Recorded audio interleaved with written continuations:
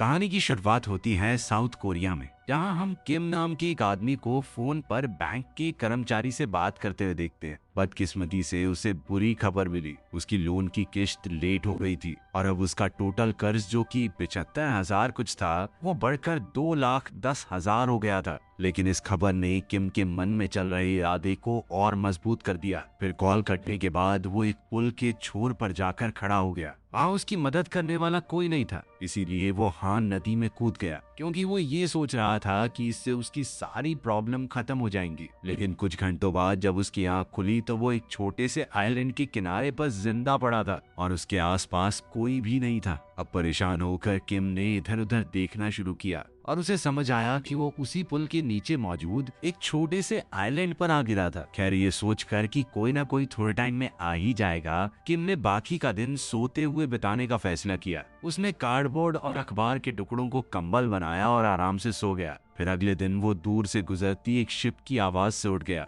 और अपनी हालत पर शर्मिंदा होते हुए भागकर मदद मांगने की कोशिश की। लेकिन सिर्फ एक ही पैसेंजर ने उसे देखा। उसे भी समझ नहीं आया कि किम उससे मदद मांग रहा है, इसीलिए वो भी हाय करके आगे बढ़ गया। इधर किम निराश हो गया और वो जोर जोर से मदद के लिए चिल्लाने लगा, लेकिन तब तक जहाज बहुत दूर जा चुका था और किसी ने भी उसकी आवाज नहीं सुनी। खैर, फिर उसने वहां से निकलने का रास्ता ढूंढने की कोशिश की, लेकिन ये छोटा सा आइलैंड पूरी तरह पानी से घिरा हुआ था और पुल पर वापस चढ़ने का कोई तरीका था नहीं। जब कोई दूसरा चारा नहीं बचा तो किम को याद आया कि मेरा फोन तो अभी मेरी जेब में ही है, लेकिन उसकी बैटरी लगभग खत्म थी। अब बिना समय गवाए उसने इमरजेंसी सर्विसेज को कॉल किया और बताया कि वो हान नदी के ब्रिज के पास एक सुनसान आइलैंड पर फंसा हुआ है। लेकिन ऑपरेटर को ये बात इतनी अजीब लगी कि उसने इसे मजाक समझा और उसकी कॉल काट दी।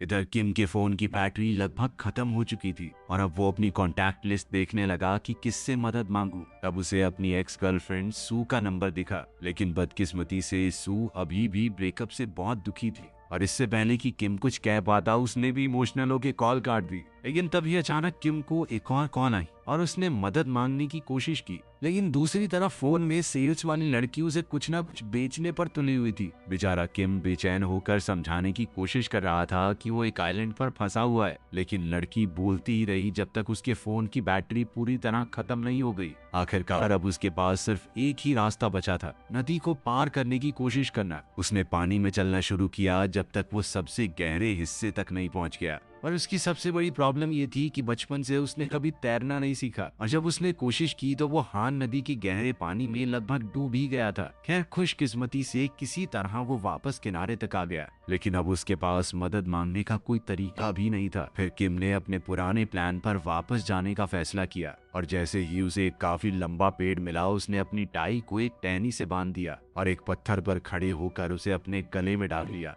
लेकिन जैसे ही वो पत्थर को पैर से हटाने वाला था, अचानक उसका मन बदल गया और उसने टाई उतार दी। फिर उसी पर उसे अचानक अपने पेट में तेज दर्द महसूस हुआ। इसके बाद उसकी नजर पड़ी अपने सामने मौजूद लाल फूलों पर। ऐसे फूल उसने कई सालों से नहीं देखे थे और इन फूलों को तो खाया भी जाता है। उनका स्वाद काफी मीठा था। तब किम ने एक फूल टेस्ट करने का फैसला किया, लेकिन जैसे ही उसने खाया उसकी आंखों से आंसू निकल पड़े, क्योंकि उसे याद आया कि कभी उसकी जिंदगी कितनी खुशहाल हुआ करती थी। ये सब महसूस करने के बाद किम खड़ा हुआ और उसने फैसला किया कि अभी कुछ भी खत्म नहीं हुआ है। अब उसे किसी भी हाल में मदद आने तक आइलैंड पर सरवाइव करना है। फिर खुद को साफ करने के बाद किम नदी का पानी पीने गया और जंगल में कुछ मशरूम भी ढूंढ लिए। इसके बाद उसने कुछ लकड़ियां इकट्ठा की और पूरी शाम एक कैंप फायर बनाने में लगा दी ताकि रात को वो गर्म रह सके। फिर अपनी जेब चेक करते वक्त किम को अपने वॉलेट में कई क्रेडिट कार्ड मिले और उन सब के बिल भरने अभी बाकी थे।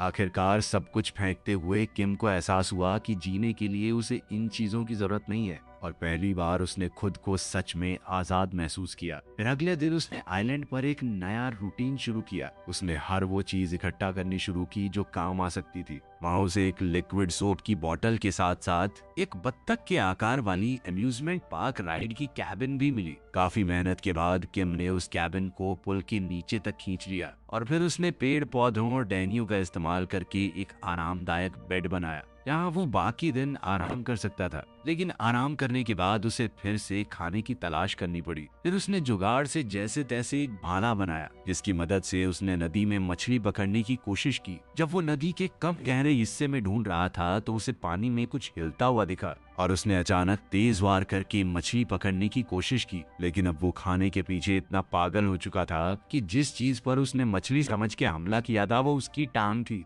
अब वो लड़खड़ाते हुए पानी से बाहर आया। भाला उसके पैर में घुसा हुआ था। खैर, इसके बावजूद उसने एक और कोशिश की। इस बार उसने जुगाड़ से एक जाल बनाया था, लेकिन उसकी सारी कोशिशें बेकार हो गई। अब वो सिर्फ मशरूम खा खा कर थक चुका था। अब किम कुछ और ढूंढने के लिए निकल पड़ा। तभी अचानक उसे एक पेड़ पर पक्षी का घोंसला दिखाई दिया। उसने ऊपर चढ़ने की कोशिश की, लेकिन वो पहले कभी पेड़ पर नहीं चढ़ा था और मुश्किल से थोड़ी ऊपर ही पहुंच पाया। लेकिन इतनी मेहनत करके उसकी हालत और खराब हो गई। अब उस घोंसले में रहने वाले पक्षी ने उसके सर पर बीट भी कर दी। अब फ्रस्ट्रेट होकर किम ने वापस नदी के पास जाकर खुद को साफ किया, मगर खुशकिस्मती से नहाकर निकलते वक्त उसे नदी में एक मछली तैरती हुई दिखाई दी और आखिरकार उसे कुछ अच्छा खाने को मिल ही गया।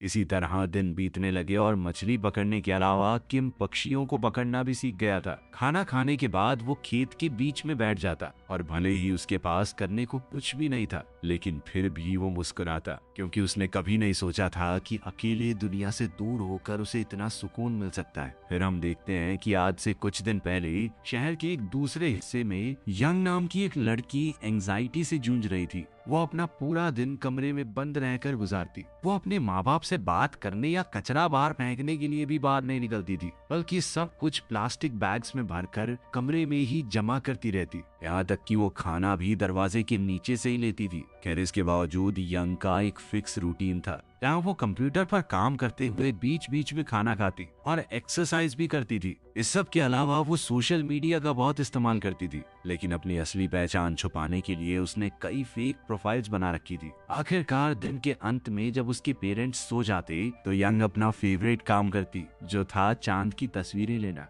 ये फोटोज उसे हल्का महसूस करवाती थी, जैसे वो किसी ऐसी जगह पर हो जहाँ ग्रेविटी का असर ही नहीं होता, जहाँ कोई और ना हो, सिर्फ शांति। लेकिन हकीकत बिल्कुल अलग थी। कमरे में बंद रहने के अलावा वो लड़की साल में सिर्फ 2 दिन ही धूप देखती थी। आज उनमें से ही एक दिन था। वो अपने कैमरा के आगे एक बहुत बड़ा लेंस लगाकर पूरे शहर को देख रही थी। इसी दौरान उसे किम का लिखा हुआ हेल्प दिखाई दिया और फिर दिखा किम, जो कि टाई की मदद से लटकने की कोशिश कर रहा था। ये देखते ही यंग के अंदर एक बेचैनी सी उठी और बिना उसे जाने उसके दिल ने कहा कि ये इंसान मरना नहीं चाहिए। फिर कुछ समय बाद जब किम ने अपना इरादा बदल लिया तो यंग के दिल को थोड़ा सुकून मिला और फिर अगले कुछ दिनों तक वो दूर से ही उस अजनबी को देखती रही। उसकी जिंदगी, उसका रूटीन, सब कुछ यही बन गया। वहीं दूसरी ओर आइलैंड पर किम अपनी तन्हाई से बचने के लिए जुगाड़ू चीजों के साथ गोल्फ खेल रहा था। वो किसी भी तरीके से खुद को बिजी रखने की कोशिश करता। अभी एक और बोट उसे पास से गुजरती हुई नजर आई। उसके दिमाग में मदद मांगने का ख्याल जरूर आया, लेकिन वो जानता था इससे कोई फायदा नहीं होगा, इसीलिए रुक गया। अब वो भागते हुए जंगल की तरफ चला गया और तभी अचानक से उसका पैर किसी अजीब चीज पर पड़ा।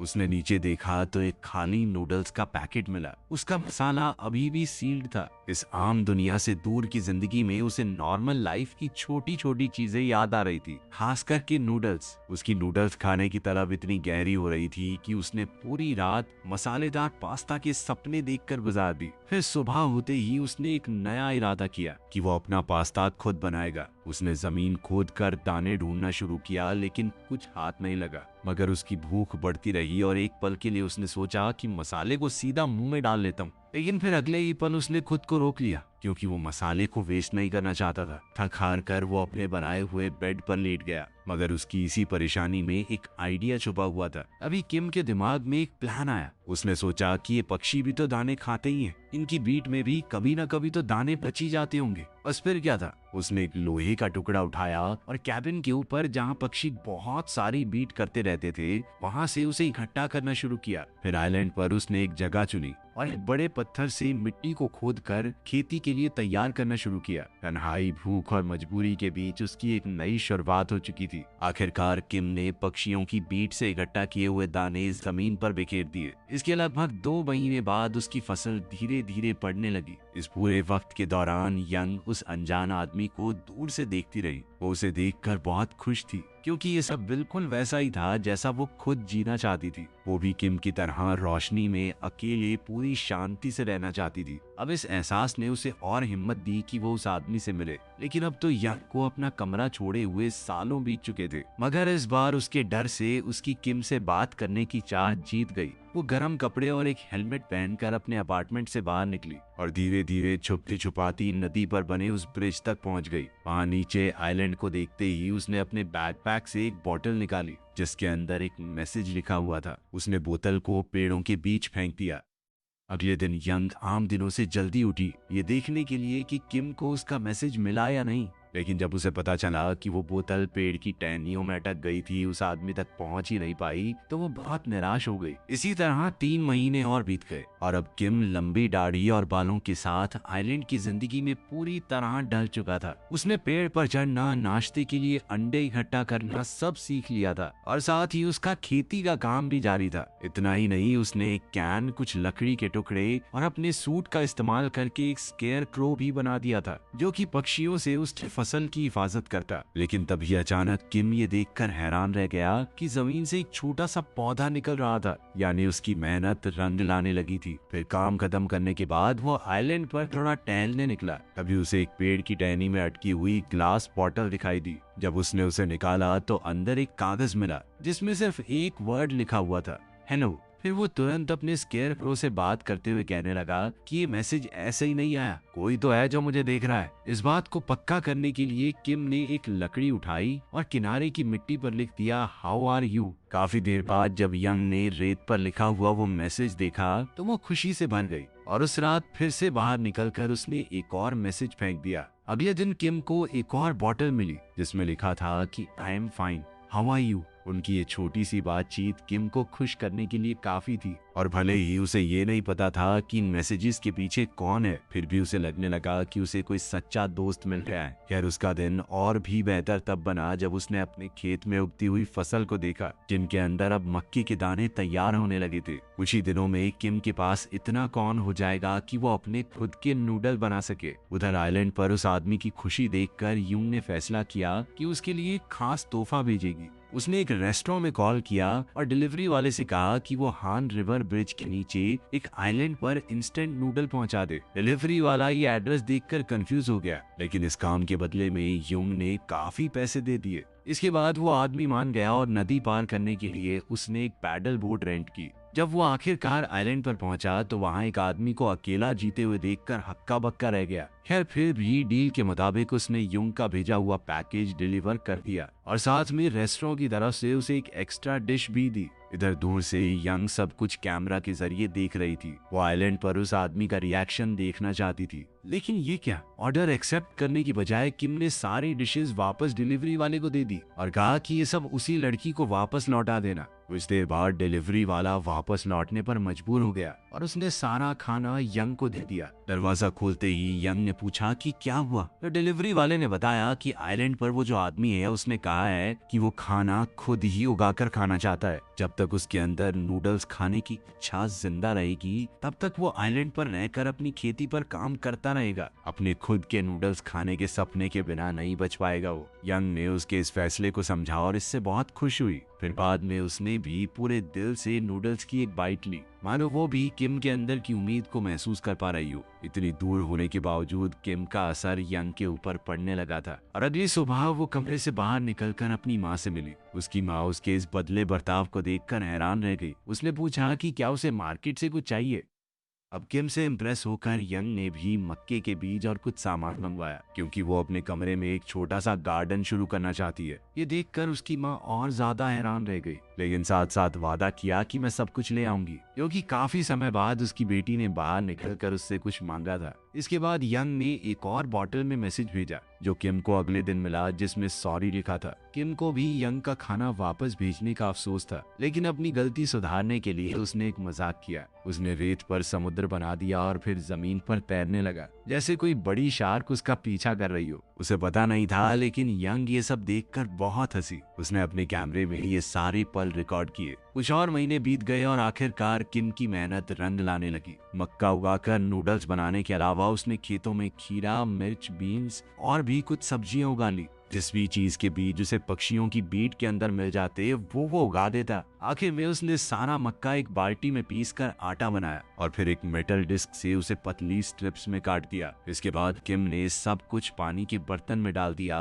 और आग पर पकाने के लिए नूडल्स तैयार हो गए। इसके बाद उसने अंडे और सब्जियां भी डाली और आखिर में डाला वो मसाला जो उसने इतने महीनों से संभाल कर रखा था। आखिरकार सब कुछ तैयार होने पर उसने चॉपस्टिक से टेस्ट किया और अब उसके लिए आंसू रोकना मुश्किल हो गया। उसे समझ आ गया कि उसकी सारी मेहनत सफल रही। वही दूर से यंग अपनी कैमरा से ये सब कुछ देख रही थी और भावुक होकर उसने एक और मैसेज भेजा। इसमें वो उसे बधाई दे रही थी। किम भी उसे देखकर बहुत खुश हुआ, लेकिन अब वो ये जानना चाहता था कि उसका एक खुफिया दोस्त है कौन। फिर अगली सुबह यंग ने कैमरा से दोबारा देखा। रेत पर एक नया मैसेज लिखा हुआ था कि तुम हो कौन। ये देखकर यंग थोड़ा घबरा गई, क्योंकि वो हमेशा अकेले रहना पसंद करती थी। वो अपने माँ बाप तक से नहीं मिलती थी तो किसी अनजान को अपनी पहचान कैसे बता दे। सोशल मीडिया पर भी वो फेक प्रोफाइल और एडिटेड फोटोज के पीछे छुपी रहती। काफी सोचने के बाद उसने एक और मैसेज लिखा और ब्रिज तक गई, लेकिन बॉटल फेंकते वक्त उसका मन बदल गया और वो वापस घर लौट आई। एक और दिन बीत गया और किम अपने सीक्रेट दोस्त के मैसेज का इंतजार करता रहा, लेकिन आइलैंड पर कहीं भी बॉटल का कोई निशान नहीं था। फिर परेशान होकर उसने रेत पर एक और मैसेज लिखा।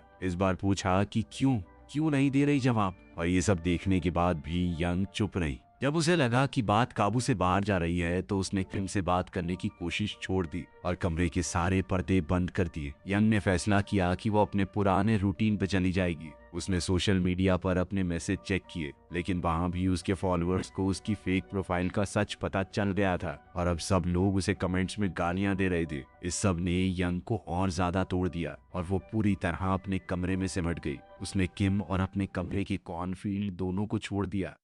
इस तरह कुछ दिन बीत गए और शहर में एक तेज तूफान आया, जहां किम अपने छोटे से आइलैंड पर बचने की पूरी कोशिश कर रहा था। लेकिन बारिश और हवा इतनी तेज थी कि उसका पूरा कैंप टूटने लगा। वो डक वाला कैबिन जो इतने दिनों से उसका सहारा था वो पानी में जाने लगा। किम अपनी पूरी कोशिश के बावजूद उसे रोक नहीं पाया। आखिरकार नदी उस कैबिन को अपने साथ बहा ले गई। खैर कुछ दिन बाद तूफान शांत हुआ, लेकिन किम बिना अपने कैंप और बिना अपने सीक्रेट दोस्त के पहले से भी ज्यादा अकेला महसूस कर रहा था। फिर गुस्से और फ्रस्ट्रेशन में उसने रेत पर एक मैसेज लिखा। इस बार वो अपने दोस्त को गाली दे रहा था कि ऐसे छोड़ के चला गया मुझे। उधर दूर कहीं यंग अपने कैमरा से ये सब कुछ देख रही थी। जो भी हुआ उसका उसे बहुत बुरा लग रहा था। अभी उसने देखा कि कोई आइलैंड की तरफ आ रहा है। अचानक 2 गवर्नमेंट एजेंट किम के सामने आकर खड़े हो गए। वो दोनों उसे वहां अकेला देखकर हैरान रह गए। उसे एक भिखारी समझकर उन्होंने उसे साथ चलने को कहा, लेकिन किम ने साफ मना कर दिया और आइलैंड पर भागने की कोशिश की। लेकिन जल्द ही उसका सामना और एजेंट से हुआ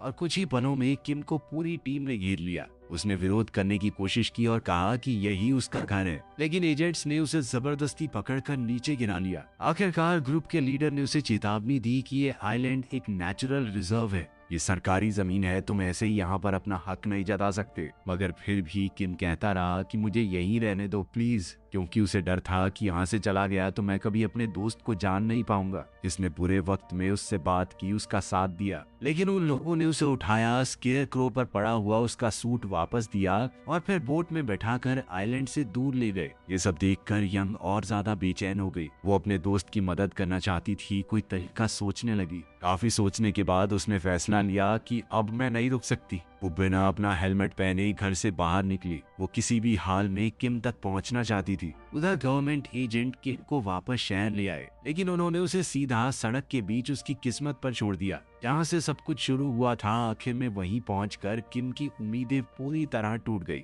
और इस बार उसने सोचा कि शहर की सबसे ऊंची बिल्डिंग पर जाऊंगा और फिर ये सब कुछ खत्म हो जाएगा। वो एक बस में चढ़ा, पैसे तो नहीं थे उसके पास, लेकिन कार्ड से कोशिश की। पता नहीं कैसे उसका कार्ड अब तक काम कर रहा था। वो चुपचाप बैठकर अपनी किस्मत का इंतजार करने लगा। उसी वक्त यंग अभी भी किम को ढूंढ रही थी, लेकिन उसे पता नहीं था कि वो कहाँ पर है। सांस लेने के लिए वो 1 मिनट के लिए रुकी तो उसने कुछ लोगों को बात करते सुना, जो कह रहे थे कि उन्होंने आइलैंड वाले आदमी को बस में चढ़ते हुए देखा है। अब यंग तुरंत अगले स्टॉप की तरफ दौड़ी और बस तक पहुंच गई, लेकिन उसे देर हो गई क्योंकि बस निकल गई थी। अब उसे लगा कि उसने अपना आखिरी मौका खो दिया है। वो रोते हुए वापस मुड़ने लगी मगर तभी शहर में एक सायरन बजने लगा। उस सायरन की वजह से किम वाली बस रास्ते में ही रुकने पर मजबूर हो गई। अपनी बची खुची ताकत जोड़कर यंग उस बस की तरफ दौड़ी। आखिरकार वहां पहुंचकर यंग बस में चढ़ गई और किम के पास जाकर खड़ी हो गई। किम उस अनजान लड़की को देखकर हैरान रह गया। किम को उस अनजान लड़की से कुछ खास मतलब नहीं था, लेकिन यंग ने कहा कि मैं तुम्हारे सवाल का जवाब देने आई हूँ। उसने सीधा कहा कि मेरा नाम यंग है। जैसे ही किम को समझ आया कि ये वही लड़की है जो उसे मैसेज भेजती थी, तो उसके चेहरे पर मुस्कान आ गई।